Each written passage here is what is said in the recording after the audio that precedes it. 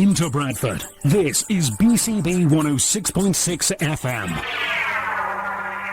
Good day to you. Welcome to Elizabeth Radice's True Story Time. Today I have with me writer, poet, adventurer Peter Kay. Welcome, Peter Kay. Thank you. I'd like to, first of all, introduce everybody to the very basics. Who are you? You're not the comedian we see on TV. Who is Peter Kay of Bradford? Well, ironically, Peter Kay of Bradford was born in Bolton, where the other Peter Kay heralds from. Right. But of course, I had the name first, most of his jokes as well. But we won't go into that. I'm not here to talk about that. Yeah, so I had about a 40-year career in local government, predominantly in social care. Came to Bradford in 1987.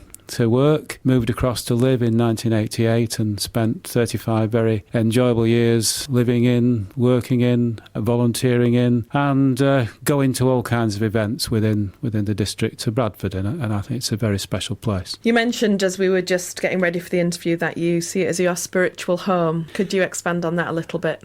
I always used to say I've got the best of both worlds, sort of being born in Lancashire and being a Lancastrian, but living in Yorkshire and being able to sort of spend time in a beautiful part of the world. And a lot of my friends are based here in Bradford. A lot of people that I've met in my writing journeys and poetry journeys are sort of located here. I spent 21 years working for Bradford Council, so I have very fond memories of that. I spent 10 years working in the voluntary sector, or volunteering in the voluntary sector here. So was that after retirement? After retirement, yeah. So I've loved being a part of a very multicultural district, and I've met lots of people from across the years, and. That's the reason I think it's my spiritual home there, because it gave so much to me. I'll give a bit to it as well, but it certainly gave a lot to me. You mentioned 35 years, so you've actually moved from Bradford presently. Yes, unfortunately, or fortunately, depending which way you look at it, my daughter moved to a new job in Kendal. We do a lot of the childcare that the school runs. So she started that new job last September, just over a year ago. We moved to live up there, so we're now in South Lakeland. So yeah, been up there about a year. But I've got another daughter down here. I've got lots of friends down here, and there's not many fortnights go by when I'm not down in the Bradford district. I'm still back and forward. I can personally testify to some of what Peter has been saying, because I first met Peter during the lockdown. I attended my first ever poetry reading. This was Poetry on the Moor. I was one of a number of people who responded. So the first event took place in 2020.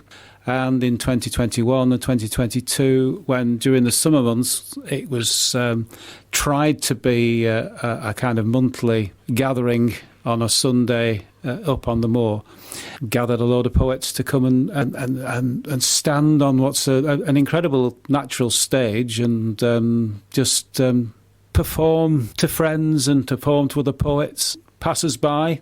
Even llamas with, yeah. Well, yeah, and red kites. And red kites, yes. Yeah. Having been there, the logistics of doing it during COVID, you managed to overcome. I know it took quite a lot of planning for you and Nikki to do that logistically, but it was a great success.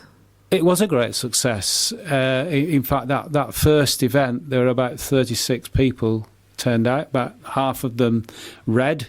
They came from far and wide. They weren't just local people, although there were quite a few from the Bradford district, but they came from Leeds, they came from Nottingham, they came from various places. It was an opportunity, probably one of the first, for people who had been constrained, not able to go out, not able to meet and share poetry, to actually come and share their words. And things were done like if you were uncomfortable about sharing, being too close, there were bans for those that wanted to social distance and bans for those that were comfortable with. So it was done. There was and there always is a toilet tent so that for those that need a comfort break during the time. And the demonstration of that was always very comical. Always very comical, yes, right from the first. We were actually blessed on that first occasion with the visitation of an actual red kite. Yes. Yeah. And the person who was reading at the time had to step down to enable Nikki to go up and recite the poem she'd written about a red kite. So it was quite a magical experience. Yeah, I remember the weather was lovely and temperate, sunny, maybe with a little bit of wind. I think that was the first time I'd ever read, and I realised it's actually the poetry community is a very forgiving community, as in no one's expecting polished, perfect words or being able to even read them off by heart. I think I had just bits of paper, and I found that you and Nikki, you really created that event. In fact, Nikki did approach me and ask me to do it, but I really felt that you guys really set a really great atmosphere for beginners, for people like me to just do something really quite unusual, reading in the open air to complete strangers. Yeah, so it's something you do quite a lot of even now, isn't it? Not outdoors, but certainly poetry readings. Yes, I mean I go to poetry events across West Yorkshire, and I'm now starting to get into one or two up in South Lakeland and North Lancashire. So, is there as much poetry going on in there as there was in West Yorkshire? Not well. It took me a while to find it, but I'm now starting to find it. So this week, in fact, on Wednesday, I'm reading at the Wordarium at the Herborium. Try saying that when you've had too much to drink. That's in Lancaster, and then I'm at Brewery Arts in Kendal on Saturday. So there are events that I'm starting to find now. In a moment, we will get to hear some of Peter's own poetry. In fact, I was thinking, do you want to read one you're going to be reading at one of these events, or do you want to read one that you maybe read at some Poetry on the Moor? Well, I can read. Well, I can read one that I'm going to read at one of these events, and it will be in my first poetry pamphlet is coming out early next year, so it'll be in that as well. What shall I read? How wonderful to have such a catalogue of stuff you can read. Peter's written really extensively over the years now. There's a bit of a trigger warning with this one. I lost my sister to drink, and I lost a dear friend to drink. So there's a little trigger warning. Yeah. And I've just heard that this one's going to be published in a magazine later this month. So it's called Rock. Have you ever driven for 2 hours to a birthday party, arrived hot and sticky after getting lost 3 times, realised you'd left the gift you'd so painstakingly shopped for on the sideboard back home? Know no one but the birthday boy and his wife, except you find out later they're no longer together. Watch a friend you've been looking forward to meeting again get drunker and drunker, whilst nobody else says a word to stop him. Have you? Have you ever noticed how white walls are in doctors' waiting rooms? How they project apathy, blankness, conceal all words on diagnosis, for all kinds of illnesses. Don't speak of organ failure, swelling ankles, weight loss, yellowing of the eyes, vomiting of blood, confusion, drowsiness, nausea, liver cirrhosis. How the windows are hidden to keep the optimism of sunlight at bay. Well, have you? Have you ever been at a hospital bedside, held a hand, no longer able to grip? Remember games you played, pranks you shared, gigs enjoyed, those places you talked about but never went, unspoken words, months without contact. You watch the saline run dry, listen to his shallow breathing, count the seconds in between, wonder why you're the only one here, why the nurse doesn't reappear, why you always called him Rock. Oh. Wow, that's really good, Peter. It really, really is. Very painful for you to write those, because they're really a true reflection of what you've seen and observed in your own family. Painful, but in a way therapeutic. Yeah. Have you used your writing that way? Occasionally I do. I write because I enjoy writing. I've always written. I wasn't writing poetry when I was at work, but I was always writing something, whether it was committee reports or reports about something. But so when did you first start not doing it for work but doing it for your own self? Well, I had a little dabble when I was younger, so I used to try and write poetry when I was in my late teens. You used the word "try" there. I'm sure it was just poetry. No, I used to go to Northern Arts in Manchester, and the Liverpool poets were at their height, and they were giving something back in those days. So they kind of coordinated the Northern Arts. So people like Roger McGough and Adrian Henry, Brian Patton, Adrian Mitchell. So they were the people that were listening to my poetry and critiquing it, and they were honest, and at times it's difficult when you're sort of in your late teens to actually take such blunt honesty. But it's hard now. Yeah, but I mean it was good experience. Yeah. It was good, and and then life took over. You have a career, you get married, and you've got children, so they become the sort of main focus of life, other than work, and that's kind of what took over for many years. I was lucky to have two careers, really. I worked for Bolton Metropolitan District Council for 17 years, so I had a good career there, and then came to Bradford, and as I say, worked for Bradford Council for 21 years. So I was lucky in that respect. I think that all of what you've done, I can really sense that you've had a fulfilling career. Because just having known you for the few years that I have, I'd say you kind of put your all into things. And you're very, very personable, very, very good with people. Have you enjoyed your career and how... I know that you're not getting, as such, this isn't your job. This is something you love doing that you're now getting to do because you've retired. But what value do you place on these things, and how much passion are these things, have they made to your life, and what are they making to your life now? Yeah, I suppose it's an important word, passion. I mean, when I was working, I was passionate about what I was doing in work. I was passionate about developing services, and we had some great services that I was part of a group of people that were creating in Bradford, and I look back on those days with a lot of pride. And if I'm doing anything, then I do put 100%. Into what I'm doing. I enjoy what I'm doing,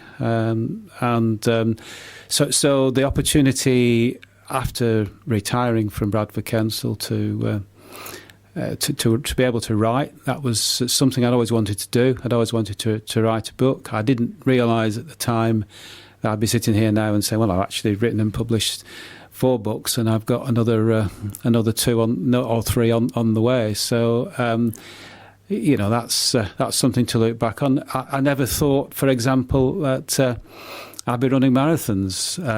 I've not even touched on that yet. Yeah, I haven't touched on that. Tell us about that. I mean, I had a sort of kind of health scare when I was 49. Query heart attack, which didn't turn out to be so, but it was a wake-up call to me. So I decided to get fit, lose weight, and started going on a little walk, which became a run, that became extended to even further. I decided I'd enter the Great North Run in 1999, which I did, and then entered my first marathon. Wasn't sure I'd ever run another one, so decided I'd go for the biggest and best, and went to America to run the New York Marathon. So wow. ran the New York I wasn't Marathon. expecting that. Marathon running took me all over the world. I mean, I've run marathons in America. I went back to New York in 2008 to run it again. Ran a marathon in Canada, in France. Ran a marathon in Sweden, in Stockholm, in Prague, in Amsterdam, in Dublin. So you know, I run 12 altogether. I even ran a marathon in Venice. I'm trying to think how would you have done that. How would you run a marathon in Venice? Yeah, well, only the last 4 kilometres is actually in the city of Venice, but they put pontoons across the Grand Canal, so you finish by running across the Grand Canal, run across St Mark's Square. So it's quite something.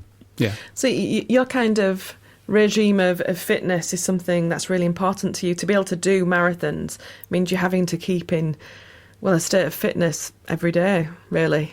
Yeah, I think unfortunately my running days, or marathon running days, certainly are over. I've got arthritis in the knees, so I can't quite run like I used to do. But I'm still walking. I'm still doing lots of long distance walking, walking with friends, and walking on my own. So I get quite a lot from the walks that I've done. Which is actually what I was just about to come on to, because you completed a pilgrimage, documented in the book Show Me the Way to Santiago. That's right, yeah. Could you tell us what a pilgrimage is, first of all, for those that might not be familiar? Well, a pilgrimage it means all sorts of things to different people. So people walk for all kinds of different reasons. And I was inspired by a friend who'd walked this in 2010, and I was determined to go and do this walk. What I'm describing is a walk from Sevilla in southern Spain to Santiago de Compostela in northwest Spain, a distance of 1,006 kilometres.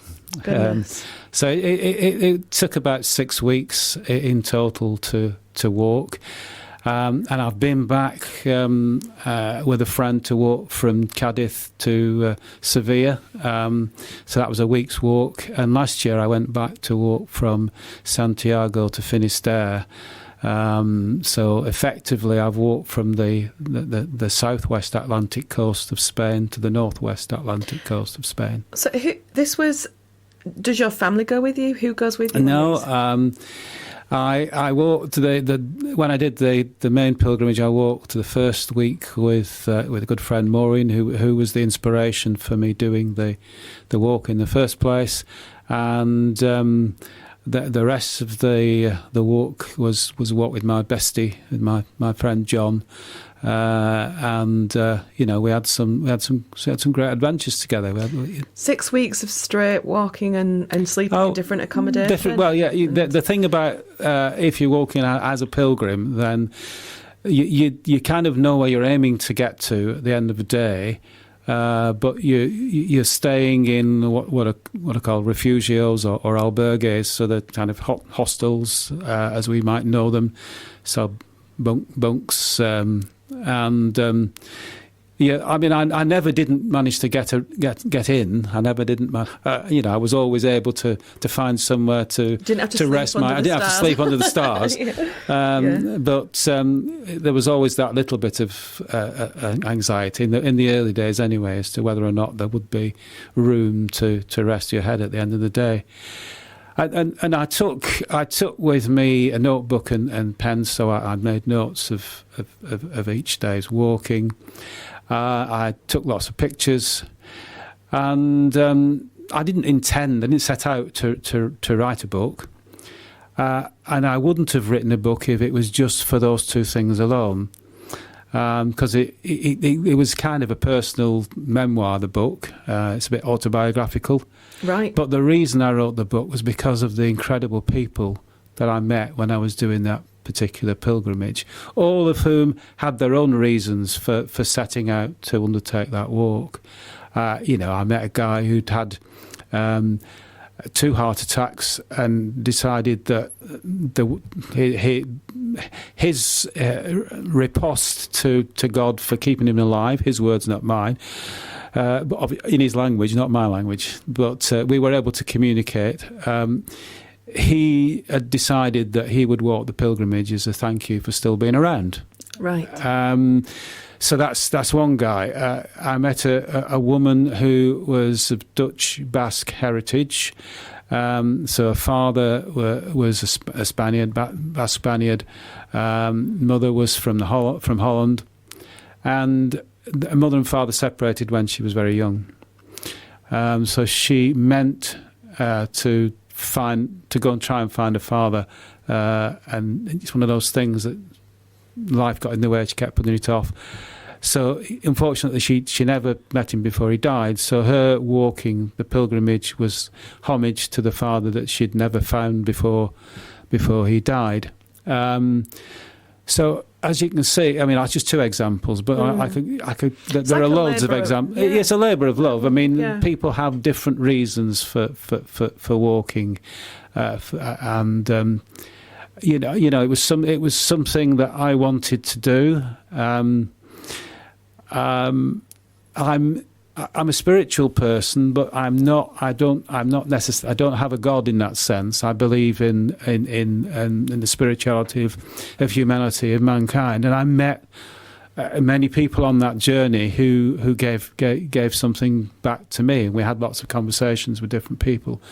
So many people inspired me on that walk. Yeah. And there were lots of people that found their way. Obviously, I had to change their names because I couldn't go back and ask permission. Yeah, sure. But so the names are changed in the book, but their stories are as I remember them.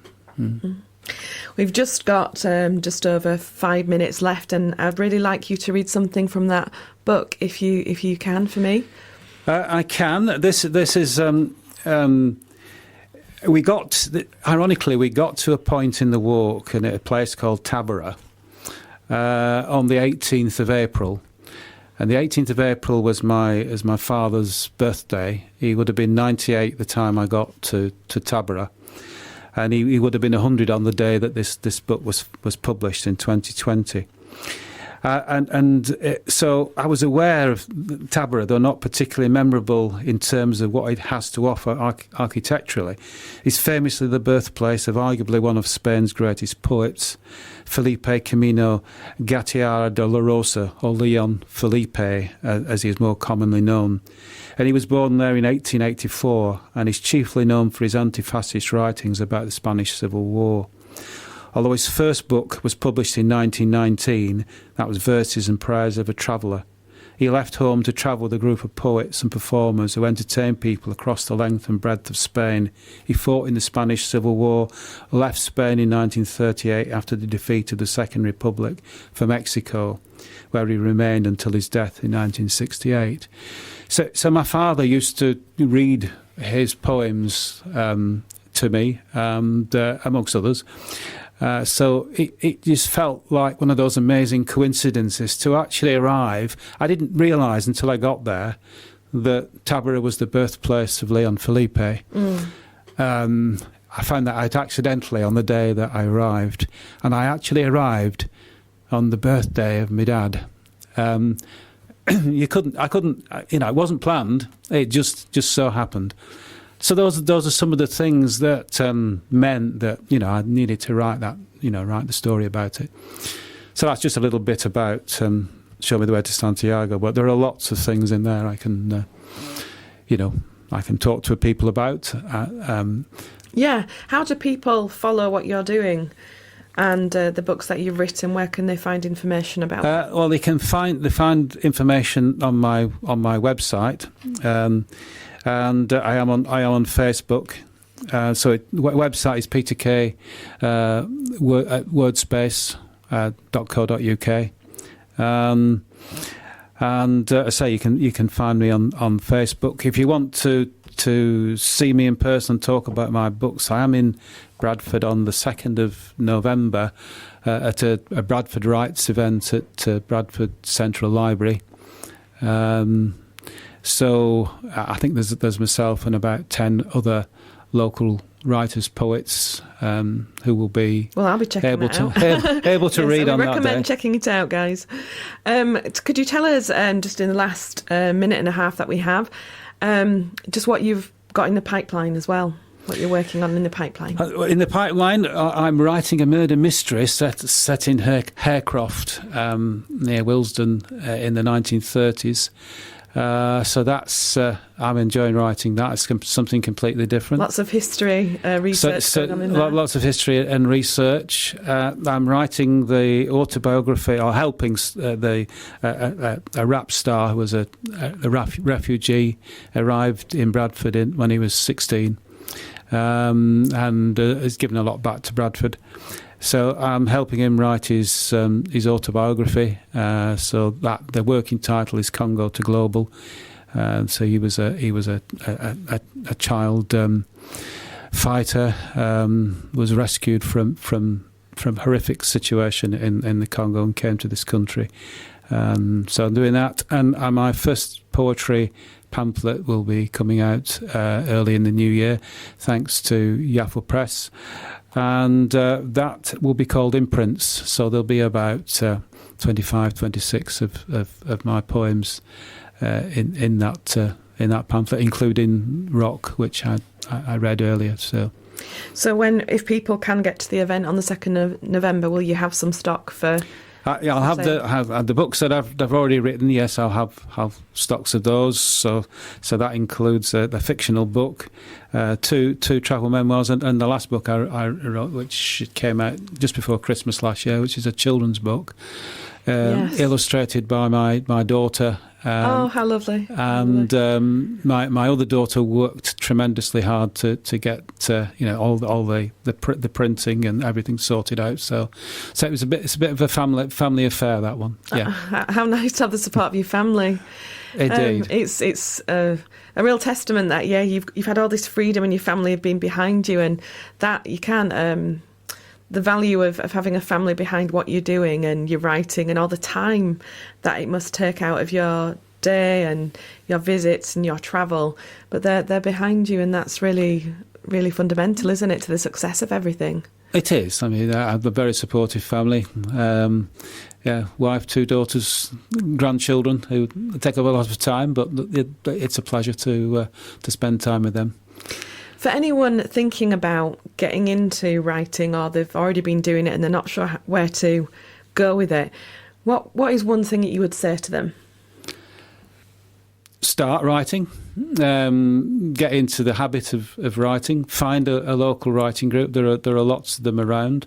Depending whether you want to write novels, or you want to write short stories, or you want to write poetry. There are Google it, you'll find lots of places where there are fellow writers, and there's nothing. I mean, I've worked with a number of different groups, and we've even now created one where I am up in Cumbria. So we've got I'm involved in a new writing group which has had 3 meetings, and it's great to be once again part of a writing community. It's always good to have other people to check out what you're doing.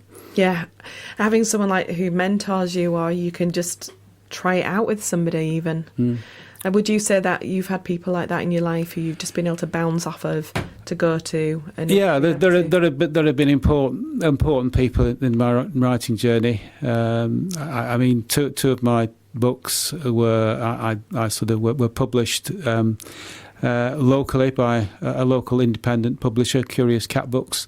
So I was very, very grateful to them. Very grateful to people like Mark and Jill Connors, who've certainly helped me on my poetry journey. People like Mike Farron at Rhubarb at the Triangle. If you want to go to an open mic, that's a good place to go and listen. Yes, Mike has a show on here as well. Yeah, Mike does. It was the first open mic I went to, so I'm not sure whether my poetry was cut the mustard as it's improved with working with other people, but Mike was always very positive and remains so, because I still try and get down to Rhubarb occasionally to read there. Yeah, at Rhubarb, a very good local group to join out. And Bradford Library as well, Spoke. Yeah. Look up them as well for local open mics. So that concludes our interview. Time has run out, but I just want to thank you, Peter, so much for driving down here this morning to take part in this interview. And we wish you every success here at BCB and look forward to having you come back at another point. Thank you very much, Elizabeth. Thank you. And thank you for listening at home. Goodbye for now. From the heart of Bradford, this is BCB 106.6.